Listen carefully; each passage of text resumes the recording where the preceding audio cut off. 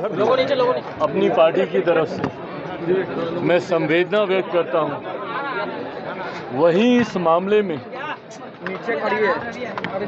जिस तीव्रता से जांच की जा रही है, एसआईटी का गठन करके जिस तरीके से गिरफ्तारी इसमें की जा रही है, ये हमारी सरकार की गंभीरता को भी दर्शाता है कि इस मामले को कतई हल्के में नहीं लिया जाएगा और जो भी लोग इसमें दोषी हैं, भले वो जहरीली शराब के आयात को लेकर हो या उसके अवैध निर्माण को लेकर, किसी को भी इसमें बख्शा नहीं जाएगा। अगर इसमें स्थानीय प्रशासन में भी किसी की भी मिलीभगत है, उन लोगों के ऊपर भी सख्त कार्रवाई की जाएगी। अंतोगत्वा बिहार में मौजूदा एनडीए की सरकार मुख्यमंत्री नीतीश कुमार जी के नेतृत्व में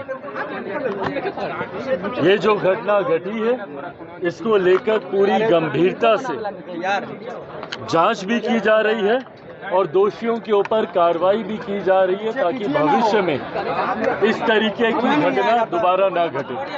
एक सीट मिली आपको झारखंड में। देखिए, फिलहाल झारखंड को लेकर चर्चाएं चल रही हैं।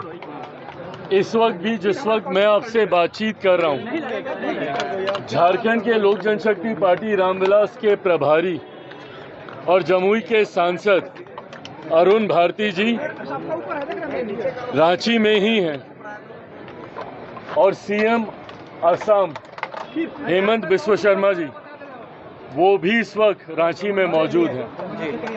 मुझे लगता है आखिरी दौर की ये बातचीत चल रही है। कल जिस तरीके से हेमंता जी ने सबको बताया कि एक सीट लोक जनशक्ति पार्टी रामविलास को और बाकी जितने घटक दल हैं, जनता दल यूनाइटेड और अजसू को लेकर उन्होंने जानकारी साझा की। इन तमाम बातों पर अंतिम मोहर इस वक्त जब मैं आपसे बातचीत कर रहा हूं लग रही है। केंद्रीय संसदीय बोर्ड के पास भी कल देर रात तक ये विषय आया था।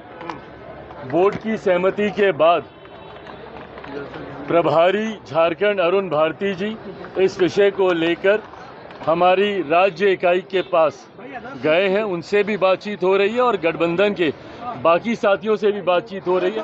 मुझे लगता है दोपहर 3-4 बजे के आसपास इस पर अंतिम मोहर लग जाएगी और इसकी घोषणा रांची से ही एक प्रेस वार्ता के माध्यम से की जाएगी। दो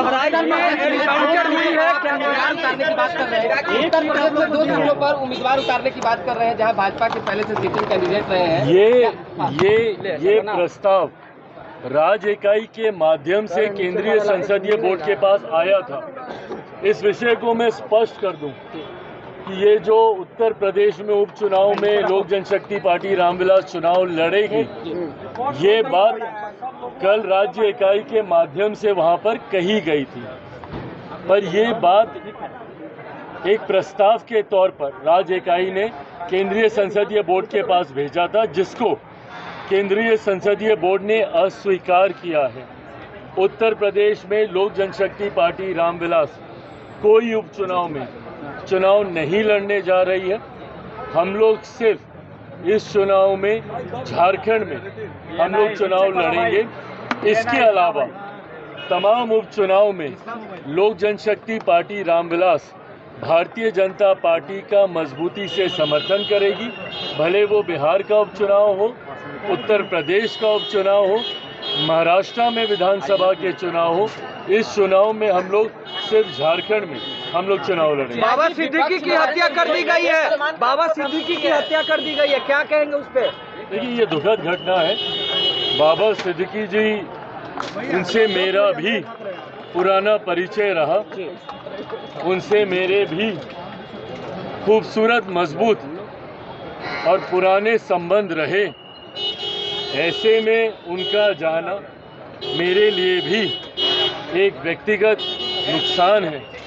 मैंने भी एक साथी को उनके जाने में एक साथी को खोया है।